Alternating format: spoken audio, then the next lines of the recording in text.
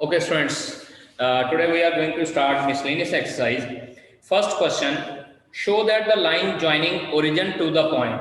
एक हमारे पास origin है O 0 0 0 और उसके बाद एक पॉइंट A है, इसको लिखा हुआ है 2,1,1 is perpendicular to the line segment joining by the point B point हमारे पास है 3, 5, -1 और C point हमारे पास है 4, 3 and -1। हम लोगों ने ये शो करना है कि line joining the point origin two point A and line segment जो BC है, ये दोनों लाइन सेगमेंट आपस में परपेंडिकुलर है। परपेंडिकुलर की कंडीशन मैंने आपको बताई हुई है, A1 A2 + B1 B2 + C1 C2 = 0। अब A1 A2 A1 B1 C1 और A2 B2 C2 क्या है? Direction ratio. तो हम लोग यहाँ लिखते हैं direction ratio of OA। OA के डायरेक्शन रेशियो 2 1 1 ही हो जाएंगे, क्योंकि माइनस किया तो हमारे पास उतना ही रह जाता है। उसके बाद direction ratio of BC, BC के डायरेक्शन रेशियोज क्या हो जाएंगे? 4 - 3 1, उसके बाद 3 - 5 -2 -1 -1 0। ठीक है, तो ये हमारे पास इस तरह से आ जाता है। Now we need to check कि हमारे पास जो ये AB जो है OA लाइन जो है वो BC लाइन के परपेंडिकुलर है या नहीं है। ठीक है जी, तो लेट अस स्टार्ट। इसको हम लोग A1 B1 C1 मान लेते हैं and this is A2 B2 and C2। इसको A2 B2 और C2 कंसीडर कर लेते हैं। Now we need to find out now A1 A2 plus B1 B2 plus C1 C2। इसको चेक करना है। यहाँ पे ये दोनों डायरेक्शन रेशियोज को मल्टीप्लाई करते हैं, पहला आ जाता है 2, उसके बाद -2 प्लस 0, कैंसल आउट करके मेरे पास आंसर कितना आ रहा है? 0, because A1 A2 plus B1 B2 plus C1 C2 = 0, therefore OA is perpendicular to BC। और यही चीज हम लोगों ने प्रूव करनी थी कि लाइन सेगमेंट जो OA है वो BC के परपेंडिकुलर है। ठीक है जी। Direction cosine of first line, पहली लाइन के डायरेक्शन कोसाइन है L1 M1 N1 and direction cosine of second line are L2 M2 and N2। ये दो लाइनों के डायरेक्शन कोसाइंस हम लोगों को गिवन है और साथ में ये कहा गया है कि ये दोनों आपस में परपेंडिकुलर हैं। We need to find out the direction cosines of that line which is perpendicular to both these lines। ठीक है जी, ऐसे कर लेते हैं। यहाँ पे हम लोग it implies its position vector क्या हो जाएगा हमारे पास? L1 I cap plus M1 J cap plus N1 K cap। इसको मैं A वेक्टर कंसिडर कर लेता हूँ। It implies position vector दूसरे के क्या हो जाएंगे? L2 I cap plus M2 J cap plus N2 K cap and let us consider this is B vector। ठीक है जी। I need to find out the direction cosines of the vector which is perpendicular to both these vector। We know that any vector which is perpendicular to two given vectors। हाँ जी बेटा जी, दो given vectors के perpendicular vector याद कीजिए, हम लोगों ने cross product किया था। तो इन दोनों वेक्टर्स के perpendicular vector will be given by is A vector cross B vector. अब A vector cross B vector find out करना है हम लोगों ने, that is I cap J cap K cap. This is L1 M1 N1 and this is L2 M2 and N2। L1 M1 N1 and L2 M2 and N2। Now we need to solve the this determinant। इस determinant को solve करते हैं so that we can find out its direction cosine। अब यहाँ पे इसको solve करते हैं। पहला आ जाता है M1 N2 minus M2 N1 into I cap minus J into L1 N2 minus L2 N1 plus K cap that is L1 L1 M2 minus L2 M1। अब यहाँ पे बेटा जी जब भी कोई वेक्टर लिखते हैं तो उसके वेक्टर के वेक्टर कंपोनेंट जो है, अगर हमारे पास यहाँ पे डायरेक्शन कोसाइन है तो ये भी हमारे पास डायरेक्शन कोसाइंस होंगे, ठीक है जी। देयरफॉर, इसके बाद मैं लिख रहा हूँ therefore direction cosines of perpendicular vector are, जो यहाँ पे इनके कोफिशिएंट्स हैं वो हम लोगों ने लिखने हैं, क्या है m1 m2 minus m2 n1 comma. अब बेटा यहाँ पे देखिए माइनस का साइन है, माइनस का साइन अगर आप लोग अंदर ले जाना चाहते हैं तो अंदर ले जा सकते हैं, it will become n1 l2 minus n2 l1। Check कीजिए यहाँ पे पहले l1 n2 minus l2 n1 था, अब जब माइनस का साइन अंदर लेके गया तो ये इंटरचेंज हो जाते हैं, comma l1 m2 l1 m2 minus l2 m1, and these are the direction related cosines of the required vector which is perpendicular to both the vectors. Okay beta ji. Fourth question is find the equation of a line parallel to x-axis and passing through origin. Origin से भी पास हो रही हो और x axis के parallel भी हो, तो सिंपल सी बात है, पहले यहां पे एक लाइन लिखनी है। we know that any line passing through origin and parallel to x-axis will be x-axis itself। एक बार याद रख लीजिएगा, ओरिजिन में से भी पास हो रही हो और एक्स एक्सिस के पैरेलल भी हो तो वो लाइन एक्स एक्सिस इटसेल्फ होगी। यहाँ पे ये देखिए, ये डायग्राम ड्रॉ करके दिखा देता हूँ, ये एक्स एक्सिस है, this is Y and this is Z. Origin में से भी पास हो और एक्स एक्सिस के पैरेलल हो तो ये एक्स एक्सिस इटसेल्फ हो जाएगा। अब एक्स एक्सिस की इक्वेशन बनाने के लिए, लाइन की इक्वेशन के लिए एक पॉइंट होना चाहिए और एक हम लोगों के पास डायरेक्शन रेशियो। ओरिजिन में से पास हो रही है तो इसका मतलब मेरे पास पॉइंट तो ऑलरेडी है 0 0 0। अब डायरेक्शन रेशियो फाइंड आउट करने के लिए क्या करते हैं कि एक्स एक्सिस के ऊपर कोई पॉइंट कंसीडर कर लेते हैं a0 0। याद है ना, एक्स एक्सिस के ऊपर कोई पॉइंट किस फॉर्म का होता है, a का x, 0, 0 की फॉर्म का होता है। Let any point on x axis is a, 0, 0, then equation of x-axis will be x minus x1 over x2 minus x1 is equals to y minus y1 over y2 minus y1 is equals to z minus z1 over z2 minus z1। तो accordingly ये आ जाएगा x over a is equals to y over 0 is equals to z over 0। ठीक है जी, x minus x1 यानी कि x minus 0, y minus y1 मतलब y minus 0, z minus z1 मतलब z minus 0, और नीचे x2 minus x1 मतलब a minus 0, 0 minus 0 and 0 minus 0। So we can say that is equals to something constant k consider कर लेते हैं, तो a दूसरी साइड पे जाके मल्टीप्लाई कर लेंगे, it can be equals to something another constant lambda। x over 1 is equals to y over 0 is equals to z over 0 is equals to lambda, where lambda is some another constant। हम लोग को ये कहा गया find the vector equation of the line passing through the point a। Point हम लोग a vector या point consider कर लेते हैं 1, 2, 3, इसमें से लाइन पास हो रही है and perpendicular to the plane. होता कि एक छोटी सी मैं डायग्राम ड्रॉ करके दिखाता हूं। ये एक प्लेन है जिसकी इक्वेशन हम लोग को गिवन है r vector dot i plus 2j minus 5k is equals to plus 9 is equals to 0। अब बेटा जी एक बात याद रखिएगा, जब मैंने आप लोगों को प्लेन की इक्वेशंस बताई थी तो ये कहा था कि जो ये r वेक्टर के साथ लगा होता है ये हमारे पास डायरेक्शन रेशियोज होते हैं परपेंडिकुलर वेक्टर की। और अगर डायरेक्शन रेशियोज परपेंडिकुलर वेक्टर है तो इसका मतलब जो ये लाइन है, लेट अस सपोज कि ये लाइन मेरे पास PQ है, PQ वेक्टर, ये हमारे पास हो जाएगा i cap plus 2j cap minus 5k cap. तो इसका मतलब डायरेक्शन रेशियोज ऑफ PQ क्या हो जाएंगे 1, 2, -5।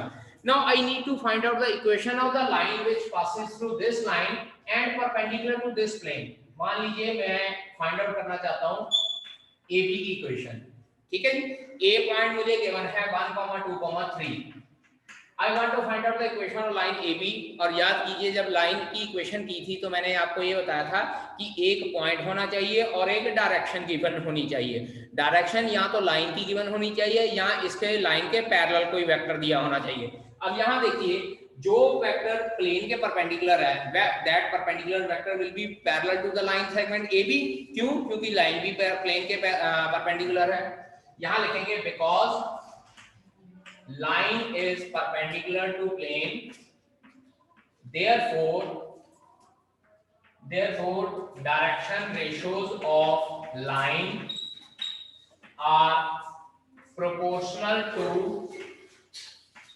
direction ratio of line are proportional to direction ratios of normal vector of plane, normal vector of plane। उधर ये इन क्वेश्चन में अगर आप डायग्राम ड्रॉ कर लेते हो ना तो आपको इजीली समझ लग जाएगा कि आपको गिवन क्या है और आपने फाइंड आउट क्या करना है। इसीलिए जो स्टेटमेंट दी हुई होती है उस स्टेटमेंट के अकॉर्डिंगली कोशिश ये करनी चाहिए कि आप लोग एक बार डायग्राम ड्रॉ कर लें। ठीक है जी। इसका मतलब ए बी लाइन के जो डायरेक्शन रेशियोज हैं वो डायरेक्शन रेशियोज पी क्यू के प्रोपोर्शनल हैं। Therefore D R of line A B is equals to, हम लोग ऐसे लिख देते हैं k, 2k, -5k। होता नहीं क्योंकि प्रोपोर्शनल कहे हुए हैं इसलिए मैं ये k के साथ मल्टीप्लाई कर रहा हूं सो दैट प्रोपोर्शनल कंसीडर हो जाए। देयरफॉर इक्वेशन ऑफ लाइन की equation r vector is equals to a vector plus lambda time b vector, that is r vector is equals to a vector था this one i cap plus 2j cap plus 3k cap plus lambda times, अब b के vector put करने हैं तो i cap plus 2j cap minus 5k cap. Directly as it is लिख सकता हूं by removing k, क्योंकि हम लोग ये कंसीडर कर लेते हैं कि k कॉमन निकल के लैम्डा के साथ मर्ज हो जाएगा where lambda is some constant. ठीक है जी। So that will be the required equation of the straight line. Now question number 8। अब बेटा जी इसकी भी फिर मैं आप लोगों को एक रफ डायग्राम बना के समझा देता हूं। 8th क्वेश्चन है find the equation of plane passing through A B C and parallel to the plane. यहां पे देखिए मेरे पास एक ये प्लेन सरफेस है, ये जो है पॉइंट ए बी और सी में से पास हो रहा है। I want to find out its equation, और ये प्लेन एक अनदर प्लेन के पैरेलल है। ठीक है जी। और उस प्लेन की इक्वेशन हमारे पास गिवन है r डॉट i plus j plus k is equals to 2। Plane की इक्वेशन के लिए क्या चाहिए? एक पॉइंट और एक परपेंडिकुलर वेक्टर। ठीक है जी। पॉइंट हमारे पास है तो परपेंडिकुलर वेक्टर कहां से आएगा? जो इस प्लेन का परपेंडिकुलर वेक्टर है, क्या यही वेक्टर इसके लिए भी परपेंडिकुलर नहीं होगा? होएगा ना। तो इसका मतलब जो इसके डायरेक्शन रेशियोज है 1, 1, 1, these will act as the direction ratios of the normal vector to the required plane। तो चलिए स्टार्ट करते हैं। given plane is r vector dot I cap plus j cap plus k cap is equals to 2, that is पुत्र जी ध्यान दीजिएगा x plus y plus z is equals to 2। Cartesian equation लिख ली है with direction ratios 1, 1, 1। These will also serve as या act as drs of required plane। ठीक है जी। तो यही वेक्टर जो है रिक्वायर्ड प्लेन के लिए भी डायरेक्शन रेशियोज के तौर पे काम करेगा। Therefore equation of plane through a, b, c with direction ratios क्या है हमारे पास 1, 1, 1 is, हाँ जी चेक कीजिए, हमको वेक्टर इक्वेशन नहीं कही, कार्टेशियन इक्वेशन नहीं कही, तो अपनी चॉइस है कि हम लोगों ने कौन सी इक्वेशन बनानी है। a into x minus x1 plus b into y minus y1 plus c into z minus z1 is equals to 0, where capital A, capital B, capital C are direction ratios and x1, y1, z1 is the point। तो ये हो जाएगा 1 into X minus A plus 1 into Y minus B plus 1 into Z minus C is equals to 0 और we can say that x plus y plus z minus a minus b minus c is equals to 0 or we can say that x plus y plus z is equals to a plus b plus c and here a plus b plus c is some constant value. Now 10th question, find the coordinates of the point where the line through the points एक point दिया हुआ है 5,1,6 और एक point दिया हुआ है b 3,4,1. Line through these two points crosses the YZ plane. Coordinate of point, उस पॉइंट के कोऑर्डिनेट फाइंड आउट करने हैं जहां पे इन दोनों पॉइंट्स को ज्वाइन करने वाली लाइन अगर YZ प्लेन को क्रॉस करती है तो वो किस पॉइंट पे कट करेगी YZ प्लेन को. We need to find out that point. Okay ji.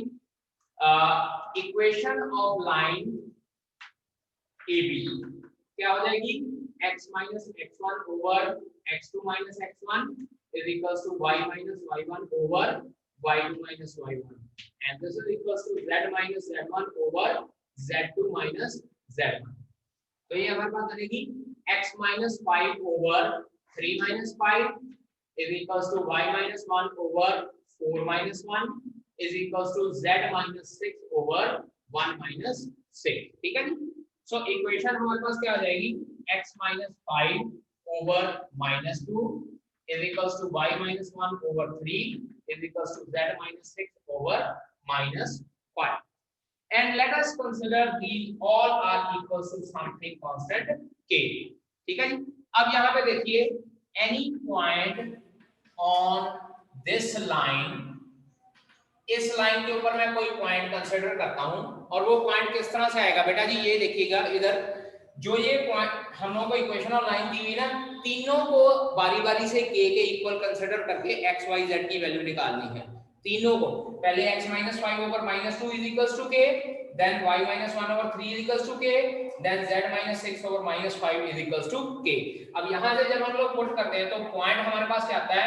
-2k plus 5. उसके बाद पॉइंट आता है मेरे पास 3k minus 1. उसके बाद पॉइंट आता है -5k plus 6 और ये पॉइंट लाइन के ऊपर लाई कर रहा है. ठीक है. -3k plus 3k plus 1. ठीक है. -2k plus 5, 3k plus 1 and -5k plus 6. Let this point lies on YZ plane. हम लोग ये कंसीडर करते हैं कि ये वो वाला पॉइंट है जहां से जब लाइन YZ प्लेन को इंटरसेक्ट कर रही है और अगर ये पॉइंट YZ प्लेन से पास हो रहा है it implies x will be equals to 0. Check कीजिए मैंने स्मॉल x लिखा है, इसका मतलब x coordinate will be equals to 0. तो यहाँ पे जो x कोऑर्डिनेट आया है it employees -2k plus 5 is equals to 0 और यहाँ से k की वैल्यू आ जाती है 5/2 और अगर k की वैल्यू 5/2 आ गई तो इसी कोऑर्डिनेट में पुट कर दे रहे हैं. इट एम्प्लाइज कोऑर्डिनेट क्या हो जाएगा? सबसे पहले -2k plus 5 तो ये तो हमारे पास 0 ही हो जाएगा क्योंकि पहले हम लोगों ने इसको 0 पुट करके k की वैल्यू निकाली है. Then 3 into 5/2 plus 1 comma -5 into 5/2 plus 6. So it will be equals to 0 comma 15/2 plus 1 ये हमारे पास हो जाएगा 17/2 comma -25/2 plus 6 minus 30/2 and that will be the answer for this question कि हमारे पास ये कोऑर्डिनेट है जहां पे जो लाइन ज्वाइन कर रही है उन दोनों लाइन को ज्वाइन करने वाली लाइन YZ प्लेन को इंटरसेक्ट करेगी. ओके जी. Start question number 12. एक पॉइंट कैपिटल A कंसीडर कर लेते हैं हम लोग 3, -4, -5 और एक B पॉइंट कंसीडर कर लेते हैं हम लोग 2, -3, 1. ठीक है जी. Equation of line passing through AB. Equation of line through AB. यहाँ सीधी सी बात है AB की इक्वेशन हम लोगों ने फाइंड आउट करनी है. इट विल बिकम, बेटा मैं डायरेक्टली इक्वेशन लिख रहा हूँ. डायरेक्टली इक्वेशन हमारे पास क्या बनेगी, x minus x1 over x2 minus x1, y minus y1 over y2 minus y1, z minus z1 over z2 minus z1।